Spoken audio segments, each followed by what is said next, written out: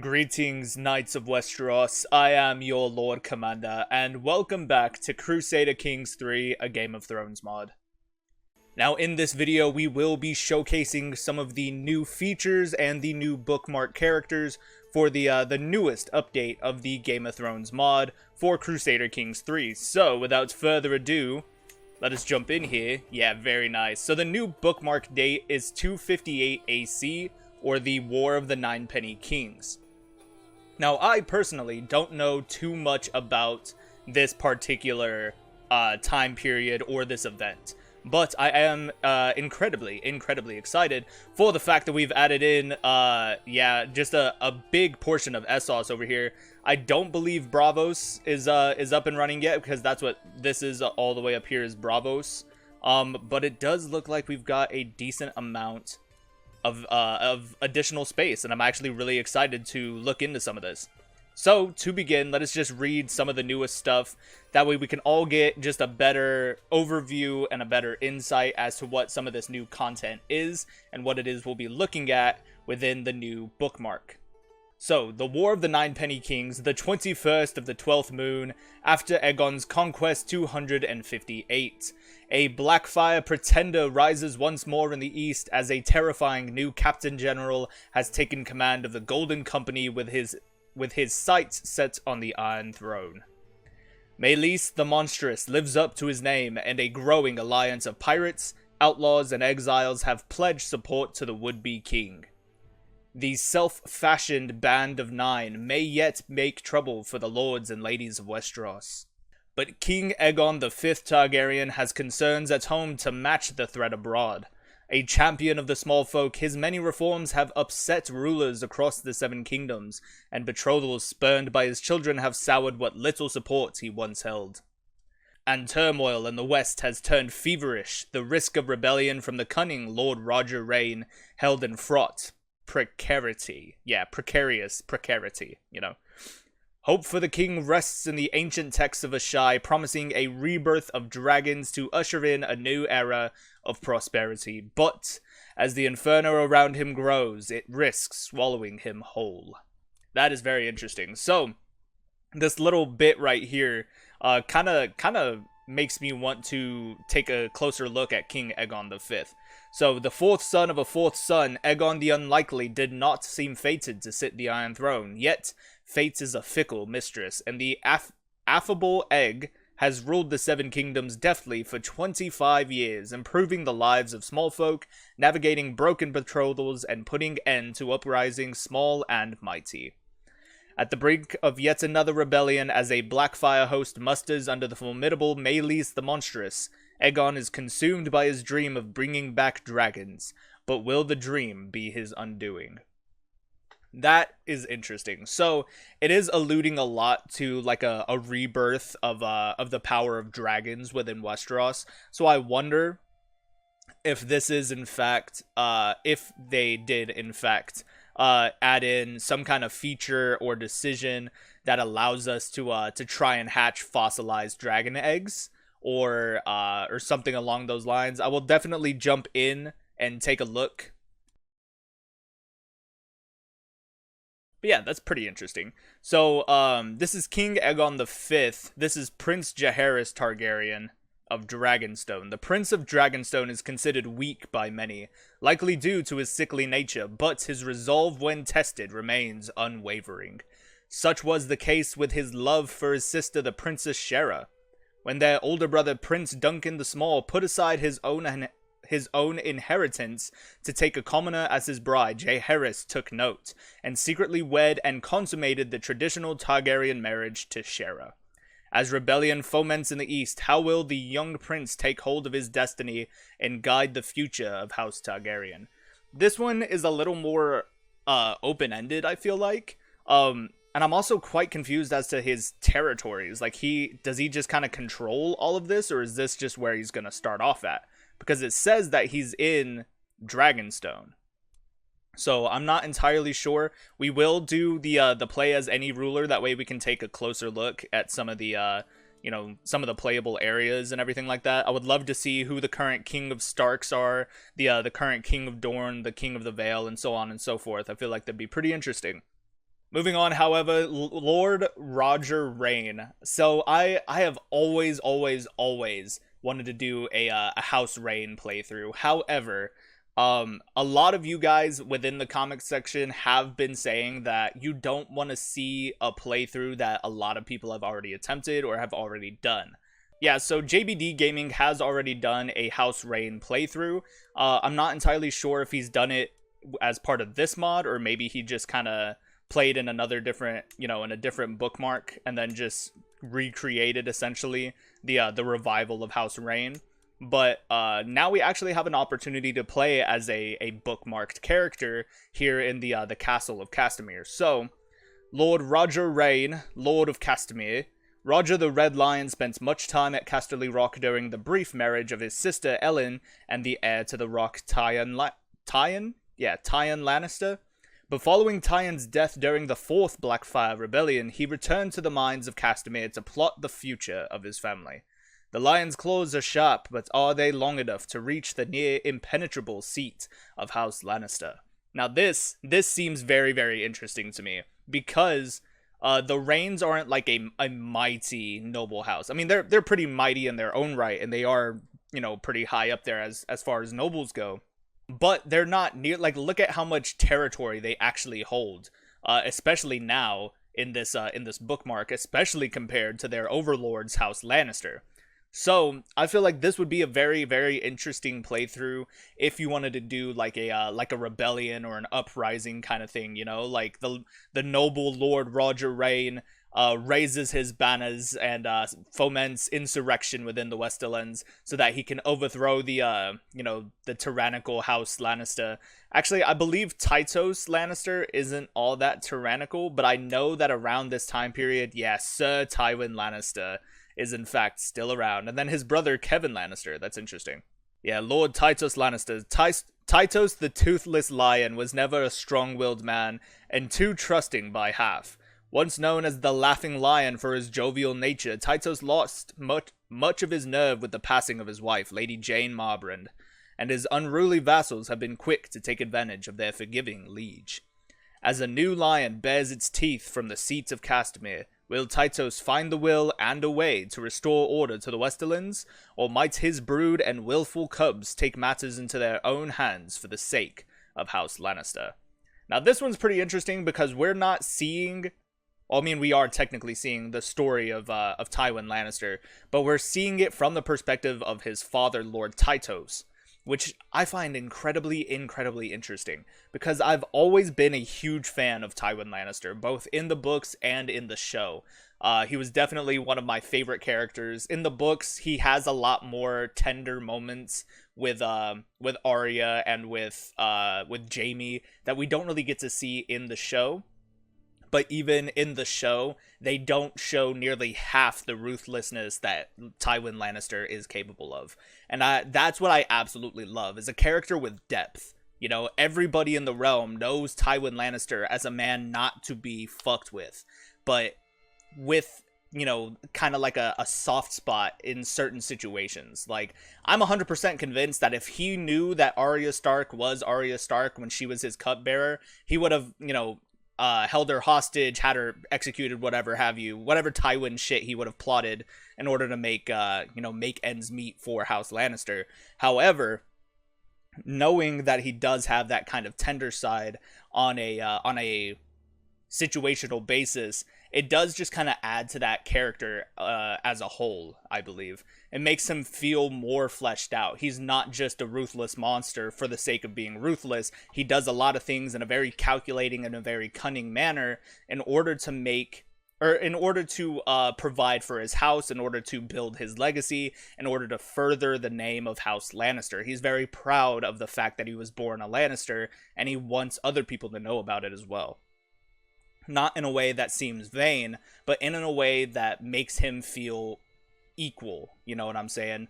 It's interesting, but it's also very convoluted and complicated. But that's what I love about Tywin, is that he is a very convoluted and complicated character, which is what made him so devastating when he was playing the Game of Thrones. But now we're seeing it from the perspective of his father fighting against Lord Roger Reyne, which is essentially this right here. These two bookmark characters over here in the Westerlands is essentially what inspires the Reynes of Castamere, the song. So again, just absolutely in love with the fact that they added this in. And this right here is probably where I would want to focus more on. Especially because I feel like everybody and their mom who has this game in mod and has a YouTube channel is gonna play as Melys the First. And, you know, even Lord Roger Rayne, everybody's gonna play as Roger Rayne because now we have an actual bookmark character for Lord Roger Rayne. But, alas. And finally, last but not least, Melys the First Blackfire himself, King of the Blackfire host. Bastard's blood courses through the veins of Melys the Monstrous, a grotesquely strong warrior and savage leader. To gain control of the Golden Company, he killed a warhorse with a single punch and pulled his cousin Daemon's head from his body. Now surrounded by nefarious supporters, he may just have the strength to fulfill the destiny of the Black Dragon. Brute strength may win battles, but will Melys have the cunning and tact to take the Seven Kingdoms for his own? Now that seems pretty interesting as well, but again, I feel like everybody's gonna play as Melys the Monstrous. This right here is what interests me though. Like, I feel like the big appeal for King Aegon is A, being a defender on two sides of a bloody conflict, but at the same time also striving to try and rebirth dragons for his legacy and for his dynasty. But it's this one right here that really intrigues me, just because I don't know what the hell his point is. Like, what is the purpose of Prince Jaehaerys Targaryen, you know? Like, what is the purpose of this bookmark character? Like, we have very limited information here. Like, is he just gonna, you know, navigate his way through the tumultuous, you know, situation he finds himself in? Like, he's the prince of a king who's being besieged on two sides. One side by rebellion and the other side, well, I mean, by you know, another rebellion, obviously, the Blackfire Rebellion. But either way, it's just something that's really interesting to me. I feel like definitely Prince Jaehaerys Targaryen and then Lord Roger Rayne would be my two chosen bookmark characters that, me personally, that I would like to play through. But yeah, so these are our bookmark characters. Very interesting indeed. It looks like we have the Stepstones in here as well. So let us take a closer look at the realm. Yeah, very interesting. So we do have Pentos, we have Mir. We have Tyrosh, which is interesting, which is out here in the Stepstones, the free city of Tyrosh. Faith of R'hllor, ah, that's interesting. He follows the Red God. That's interesting. Yeah, the free city of Tyrosh. That's interesting. Yeah, the Blackfire host is all the way down here. What is this land? Battle Hills, the Shambles. Yeah, so all of this is just kind of called the Blackfire host, but what is this land? Asamir, which is interesting. House Lashare, never fearful, always brave. Very interesting. So, from what I understand, there is a Soul Tomato video out there talking about some great starting points for custom, you know, custom characters, custom lords, custom playthroughs, and whatever. And from what I understand is that if you have this like random letter of a, you know, of a sigil out here, then these are either semi-canon or non-canon houses. So these are kind of going to be your top spots to start off with, like a custom ruler. From what I understand, you might need to go and watch the video for yourself. It looks like we have Lys down here. That's pretty interesting. I like this guy. I like the colors. Pretty interesting. The free city of Lys. Yeah, very interesting. Squadron of the Maidens. Oh, House of the Stepstones. Interesting. Pirate Lady, Old Mother of the Maidens. You can play as a pirate lady. Oh, Pirate Lord. Oh, damn. There's so many. The last Valyrian of Sandstones. Dude, that's crazy. That's pretty interesting. You could play as, quote unquote, the last Valyrian down here. That's pretty cool. The Skull Tides. Who are these guys? Pirate Lord, Great Badger of Skull Tides. That's awesome. Now, I wonder if you could play as any one of these lads and then try and take over the Stepstones entirely. And then even push out into Tyrosh and perhaps set up another line of defense against the Blackfire host. That would be interesting. But we have the Free City of Myr, First Magister Karish, that's interesting, of House Drahar. Aw, damn. Is this the same Drahar that's like, you know, Prince Drahar from the Dance of Dragons, from the House of the Dragons show? You know, he's the crab feeder. Is this where he comes from? Some Myrish prince named Prince Drahar. That's interesting. That's pretty cool. Kondo Drahar. Yeah, very, very interesting. I like how a lot of these sigils kind of match as far as like the colors go. Oh, even the schemes here. So what I'm noticing is that a lot of these Eastern houses aren't really like the same, you know, culture. I mean, obviously they're not the same culture as the Western houses are, but what I'm noticing is that the Western houses do have a focus on like their individual sigils, right? Like this is their family sigil and so on and so forth. Look at that. There we go. Another house you can take over. Another house you can take over as like a custom. That's pretty interesting. But notice how everybody has like really unique, really individual sigils to represent their family and everything. Whereas over here, especially in Myr, however, a lot of these sigils are incredibly similar. And that's because they don't have a focus on like the same feudalistic culture and lifestyle as they do in the West. So it's not so much like, oh, once I die, my son takes over. I mean, obviously they do have that for sure, you know, but it's not so much like, I don't know, it's hard to explain, but I feel like just because they're all so similar, it's more so like individuals that work together for the sake of their realm, the Free City of Myr, right? Whereas over here, obviously, you have like, you know, a bunch of different houses within the Reach that are all vying for individual power. And then even you know, House Tyrell were never the original rulers of the Reach. You know what I'm saying? So I think it's pretty interesting. It's just like these subtle little things that I started to notice.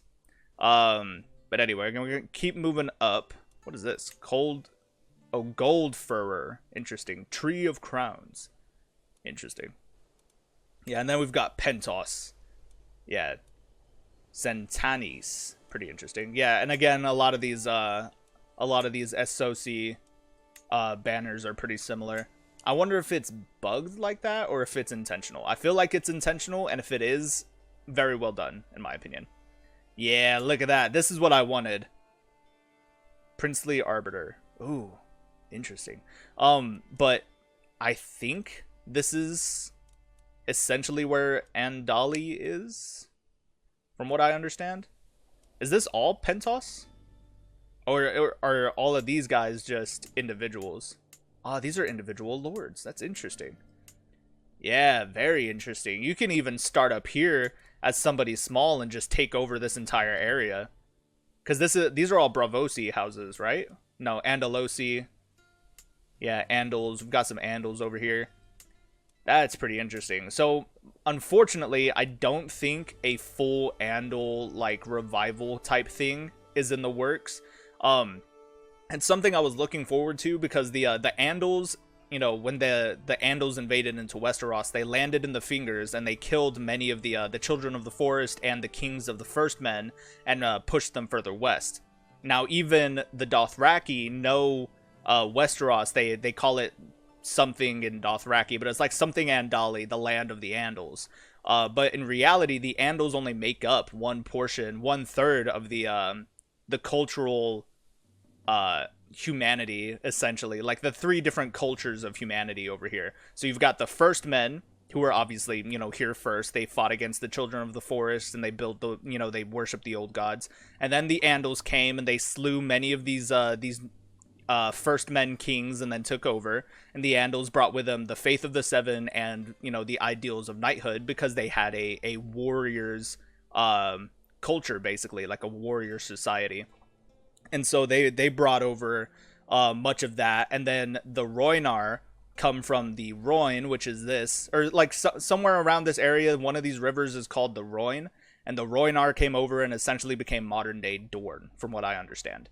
So one thing I've been looking into is like, what if we did like an SOC playthrough, but we play it as like an Andal revivalist, where he's like, yes, we're gonna bring back the culture of the Andals. Our warrior society will rise again. We're gonna take over the lands of the last great king of the Andals was Carlin the Great, and he basically ruled from like Bravos to Norvosh to Pentos to Mir. Like, a lot of this land was considered the kingdom of the Andals. And then he took that force and then went this way with it, because the the Valyrians down south, they started moving in on their territories, and then created like the free cities of Mir. And so the Andals were forced to flee west, and this is where they brought iron, or whatever is what the legend says. They brought iron over and killed the remaining children of the forest, whereas the first men, they started it with bronze, with their bronze weapons.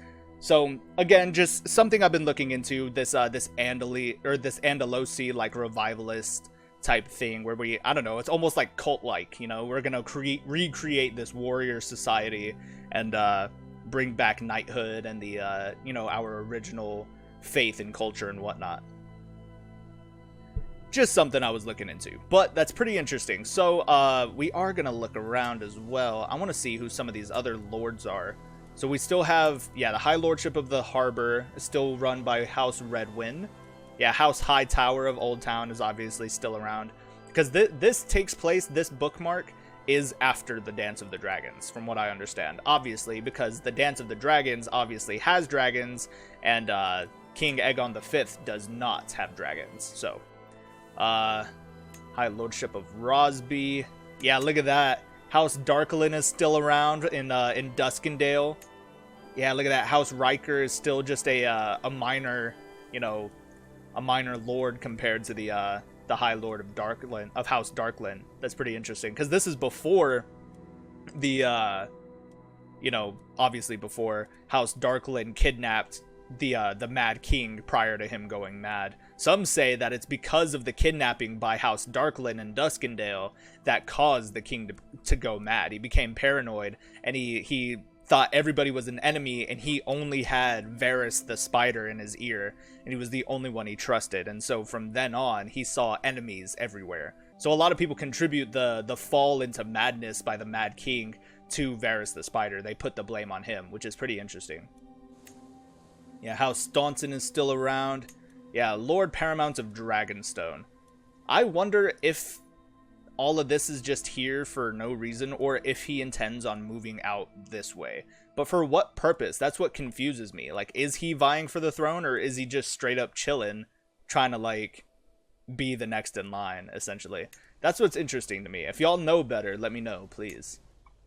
Yeah, House Baratheon is still around. Lord Paramount Ormond of the Stormlands. His heir is Lord Stefan of the Stormlands. Stefan is Robert Baratheon's father, which is pretty interesting. Look at this fucking mad lad. I didn't even see his face at first. God damn. Lord Paramount Ormond of the Stormlands. That's pretty cool. I like that guy.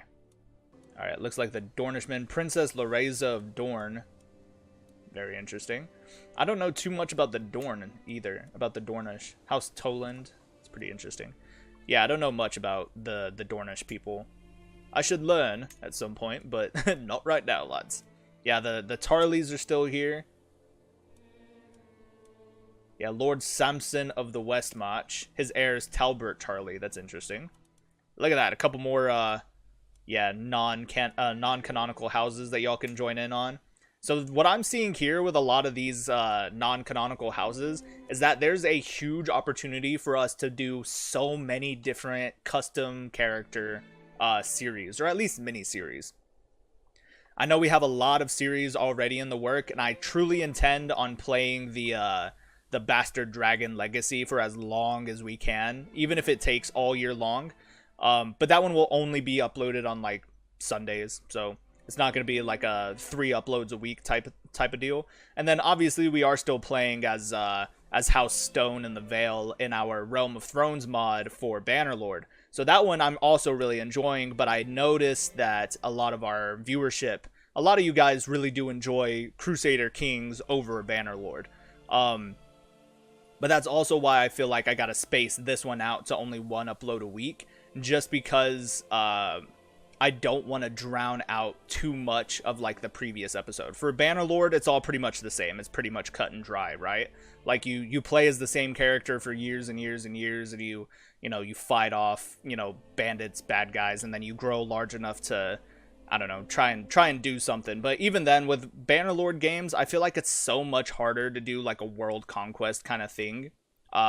Whereas in Crusader Kings, I feel like it's much, much easier. I mean, when you think about it, we're only like, what, 3 or 4 episodes into the Bastard Dragon series, and we're already king of the Crownlands and the Stormlands. That's 2 out of 7 kingdoms that are already flying the banner, the Amber Dragon banner of House Duskfire. I almost forgot what our house was. Damn, I need to play that one again. This Sunday for sure, guys. But yes, I would very much like to do some more, Oh, very nice. Yeah, House Peak is also somebody I've been reading a lot on. I really enjoy the lore of House Peak. That and their sigil is pretty cool. The orange and the black. But yeah, I would very much like to be able to do some more custom characters for you guys, like especially down here in Old Town. Like I kind of want to play as these guys just because I love their sigil. Like I feel like that'd be really cool. Perhaps we become Lord of Bulwer, or Lord Bulwer, Garth Bulwer of Black Crown, and we try and usurp the seat of Old Town and Hightower. That would be pretty interesting. Whisper Point. Look at these guys. House Costain. Very cool.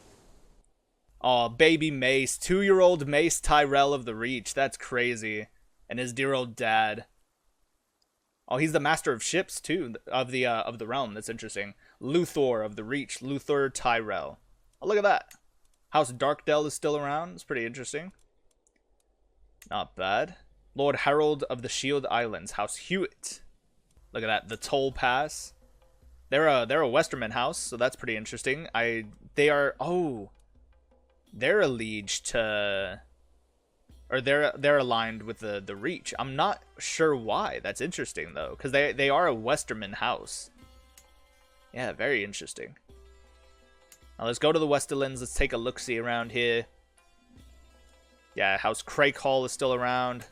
Yeah, House Clegane. Robert Clegane. This is Clarence. That's interesting. Yeah, the House of Stirling is still around. Lord Chiswick of Stirling. Oh, House Payne. This is Poliver Payne. Oh, damn. Very interesting. Yeah, House Payne. Very cool. Hornvale. House Brax. I like these guys. They look pretty interesting. And look at that. You can even play as a bastard or whatever have you, and then overtake Hornvale and then overtake the Westerlands. That'd be pretty interesting. Denslane is still around. That's pretty cool. Like these guys. Lonmont. House Jast. Interesting. Yeah, they have so many interesting playthrough potential here. House Heatherspoon. Fortunate Ones is their motto. That's pretty interesting. Herald of Heatherfield. House Heatherspoon. Who are these guys? House Tarbeck. That's interesting. Of Tarich. Yeah, Lands Point still around. Fair Isle. Not bad. And then, of course, House Castamere. They have one bannerman, it seems like. Yeah, not bad. This would be the perfect ideal, or the perfect spot ideal for starting up a rebellion for sure. It looks like they have an alliance. Like if you play as Castamere, they already have alliance with House Tarek, or Tarbeck. Sorry, House Tarbeck. Yeah, very interesting. Ooh, House Tarbeck, the Golden Tooth. Yeah, House Lefford. That's awesome. So already you're starting off with a decent number of alliances here. That's pretty cool. House Reyne has 4,800 soldiers. House Tarbeck has 2,500, and House Lefford has 2,500 as well. So that's a decent number of troops. You can definitely cause some grief right off the bat for House Lannister. House Lannister, obviously, oh Jesus, 22,000 troops. Maybe not right off the bat. All right, who is king of, Lord Quellen of the Iron Islands? His heir is Harlan of the Iron Islands. Very interesting. Is this the same Quellen Greyjoy? No, I don't think so. I mean, maybe, because Quelyn Greyjoy is an old-ass man by the time Robert's Rebellion starts. And Tywin Lannister ends up, you know, being Lord of the Westerlands by that time. So this may very well be the Lord Quelyn Greyjoy. Yeah, because he lose his child Harlan at some point, and then he ends up giving the the throne ends up passing to Balon Greyjoy. Lost his name for a second there. That's interesting. The Riverlands, very interesting. The House Went still controls Harrenhal, which is pretty cool. Like that. Like those guys. Derry of the Trident's Mouth. Yeah, not bad. Got a couple of bannermen there. I wonder what this is. Or are these just... It's just an island. Never mind. It's nothing, obviously. Oh, there we go. Another, if y'all want to do, like, a Riverlander playthrough for a custom character. Over here in Rushdown. Yeah, Rushdown. House... Yeah. Rushdown House Carrion. That's interesting. Who we have? Yeah, we have the Brackens over here. Very interesting. I've been reading a lot into the Bracken and the Blackwood rivalry. Look at that. Look at all the goddamn potential for custom houses, dude. We could play as a Blackwood bastard and then rise up and retake Blackwood and then try and conquer all of the Riverlands to, you know, become kings of the Riverlands. You can also do the same thing here. Become a bastard of House Bracken, overtake your father's house, and then take over the entire Riverlands and become king of the Riverlands again. Because that's the whole point of both of their rivalry with each other, is that the Blackwoods were like, yeah, we were kings once, and then these guys were horse traders or raisers or breeders or what have you, and then they used the money selling their horses to hire swords to come and, you know, shit all over us, basically. They usurped our throne, and now they're longtime rivals. Now, that's always been, you know, a huge, interesting plot point for me. Look at that. We've got some more houses over here. Yeah, just some minor houses. You could literally start as like your own lord and just be beholden to House Tully entirely. And then you could just grow your strength. Imagine starting over here at like Stony Head, and then you take over Green Lily, you take over Whaler Roots. What is this? House Vibrant. Yeah, you take over Whaler Roots, and then and Wernell or what have you, and then you take over Grimwind, and suddenly this entire chunk over here in the northeast is now beholden like entirely to House Tyrell. Just bolster their strength. That would be really cool. But yeah, lots of potential over here. You've still got the oh, interesting. Yeah, see, there's you could do play as a bastard of the yeah, Lord Walder. Is this the Walder Frey? I'm pissed, dude. That's crazy. Stevron Frey. Yeah, this might very well be. Yeah, deceitful, rude, lustful, ambitious. This is definitely the Walder Frey.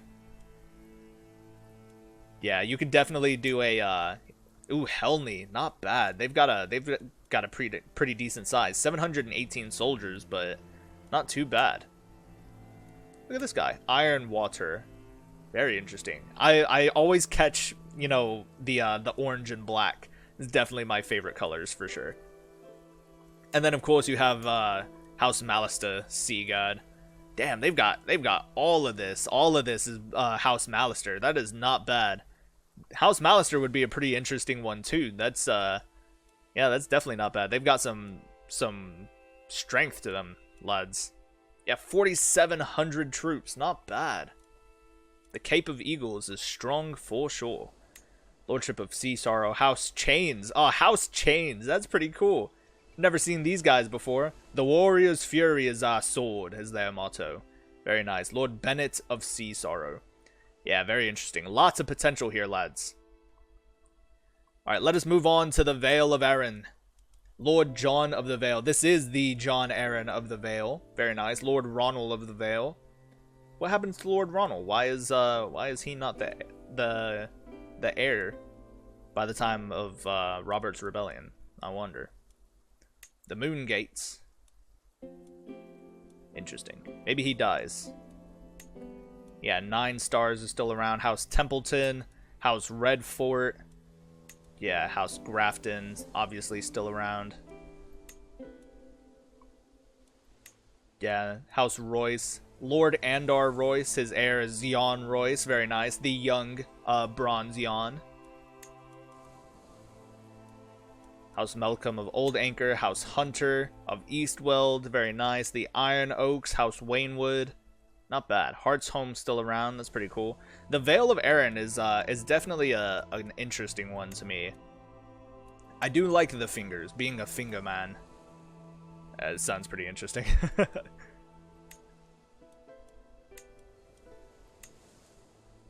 Yeah, House Baelish. Interesting. Who is this? Lord Corwin of Midler Point. House Baelish. You could be a different kind of Baelish. That's interesting. I like the sigil better than the little mockingbird. I think this one's pretty badass. Not bad. Yeah, not bad. And then there's the Lordship of the Sisters. So it doesn't look like there's a whole lot of, you know, starting points over here. Or for, like, at least not for, you know, a custom playthrough. I'm sure you can literally just take over any one of these houses and do a custom house to it, for sure. But it doesn't seem like, it seems like a lot of these places already have, like, named lords.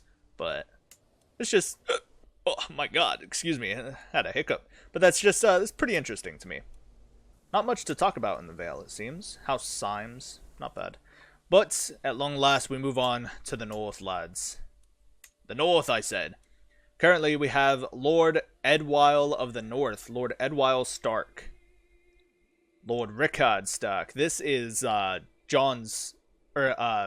Stark's father. Yeah, that's pretty interesting. Yeah, I absolutely love, the North. I think they're one of my favorite factions. The North, the Vale, the Riverlands... I mean, I can't even say that because I love the entire, like, culture of Westeros. Like, every single one of them. They're all unique in their own way, and I love it. Now, we still have House Reed at the neck. Is this, oh, this is Geor Reed. Very interesting. We have Flint's Finger Roderick still around. Oh, Roderick and Roderick. Lovely. The Barrowlands are still around. I love that. Yeah, Rickard Dustin of the Barrowlands, Roderick Dustin of the Barrowlands, the Rills with House Risewell, very interesting. Roderick again, that's interesting. Bethany Risewell, House Kerwin standing strong, I love that. House Hornwood is still around. The Dreadfort, it's lovely. Lord Donnell of the Dreadfort, damn, look at this dude. Why does he look like that? And then the baby Roose Bolton, go and kill the little bastard. We have another House Flint. Ever Vigilant, it says, of Crestview. That's interesting. Yeah, the Mandaleys of White Harbor. Wyman Mandalay, love that guy. Yeah, the Locks of Keystone. Very nice. Lord Rickard of Carhold. Yeah, not bad. And again, a lot of these more established houses, like, we know so much about the North because they're one of the most mainstream houses. But look at this up here, like, look at how much individual, like, lands there are. You can pick literally any one of these. Look at that, another House Flint. Holy shit. There's 3 House Flints. Yeah, Flint's Finger House Flint. And then there's Crestview House Flint, which I don't think is related. But then you've got these guys up here who are also House Flint from Breakstone Hill. Now these guys have a similar banner to these guys, but this one is a little more like flashy, and I believe it's because they're obviously the High Lordship of Flint's Finger. That's pretty interesting. But imagine you're up here, you can literally pick any one of these lads. Yeah, House Knott, House Wool, House Flint, House Harclay, House Burley, House Little, House Mullen, damn, House Poole. You could literally pick any one of these guys and, like, conquer the others. Conquer your neighbors 100%. That'd be pretty interesting. You've got Bear Island over here. You can even play as House Mormont and, like, move on to the mainland if you're tired of just living on your tiny little island. I feel like that'd be really interesting.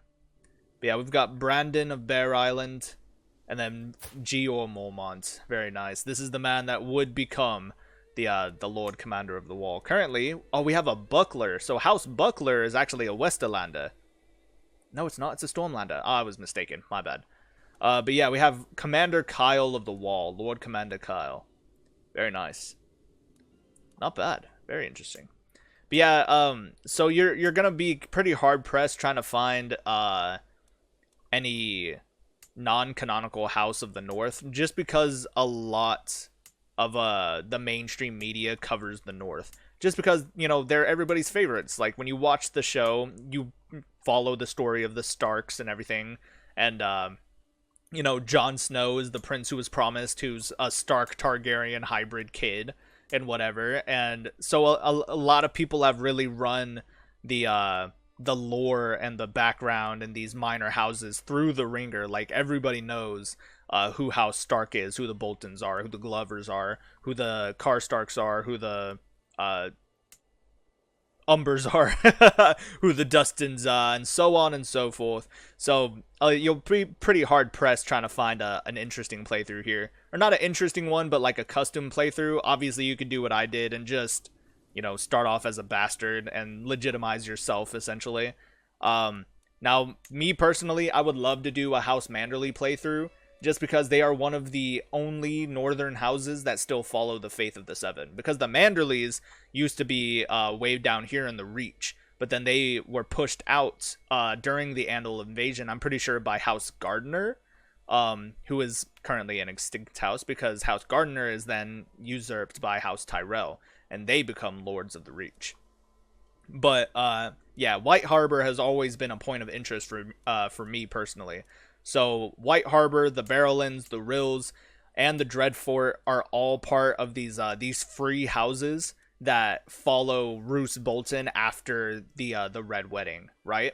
So in a meeting, or it's like a feast or some bullshit like that, something happens, and the lady of the Barrowlands at the time, because the Lord of the Barrowlands went with Ned Stark to the Tower of Joy and was killed there, and Ned Stark didn't bring his bones home. So the lady of House Dustin, who is also a Risewell, she gets pissed off, and she ends up, you know, swearing fealty to House Bolton, right? The same thing with Wyman Manderly, sorry, and whoever's the Lord of the Rills at the time. So they all join in with Roose Bolton, but when they're all chilling out, they notice that a lot of Bolton men and a lot of Frey men are being murdered mysteriously in the night.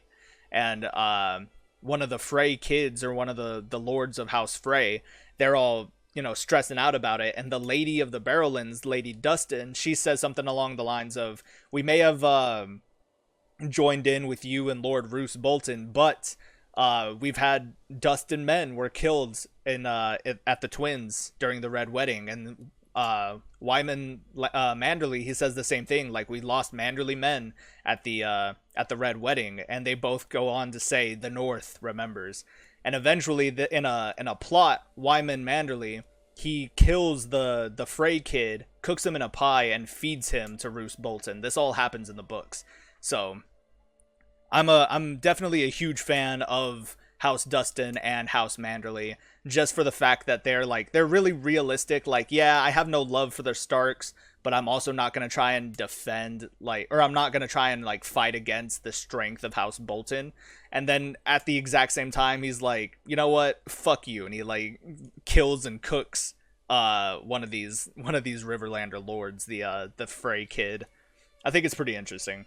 But yes, lots of potential here. Pentos, obviously all of Essos is just a huge plot point that we can definitely jump into. Imagine being Gold Führer and being surrounded by the Blackfire host. That'd be interesting. Now imagine playing in the Stepstones or somewhere over here in Essos and just playing tall, solidify your borders and just build up. You know what I'm saying? I feel like that'd be really, really interesting. Tons of potential here for sure. Let's take a look at this map. Yeah, not bad. And then obviously, I would love to play as House Castamere. I would love to play as any of the minor houses here. Yeah, these guys at Grand Mercy, whatever. There's so much potential. You can even play as these guys, House Tortol of Toll Pass, and try and usurp the Westerlands for the sake of the Reach. Now imagine that the Tyrells become High Lords of the Reach and the West. That would make them an absolute powerhouse, because they would be rich in green, because these guys are rich in their their gardens and in their fields, and they produce a mass amount of food production for the entire realm. But then they're also rich in gold because now they've conquered the Westerlands and all their their golden caves or mines, and everything like that. So definitely tons of potential. If you guys have a particular playthrough you would like to see, I would definitely love to hear your comments and your suggestions in the comment section below. I don't want to do another northern playthrough in AGOT specifically, just because we are playing as the bastards of House Dustin with our collaboration with Greyzo, who is a bastard of House Bolton. Now, if you would really like to see a northern playthrough, I would very much like to create a northern custom house in Realm of Thrones, because I would very much like to create my own northern, like, knightly order, you know what I'm saying? So we're Northmen, we have the blood of the first men flowing through our veins, but we also, adhere to, like, the ideals of knighthood like the Andalos do. So it would be a nice, like, mixture of cultures, and seeing all the northern knights moving out to battle, I think would be really badass. So that's me personally. I would love to do a northern playthrough in Realm of Thrones, but as far as AGOT goes, I would very, very much like to play somewhere in the Reach, because we haven't done enough in the Reach. We tried to do our rags to riches over here at some point, somewhere over here in the West March, I believe. Yeah, it was over here in Sunwatch. Yeah, we took over Sunwatch, and we tried to do our rags to riches, which didn't really work out in our favor.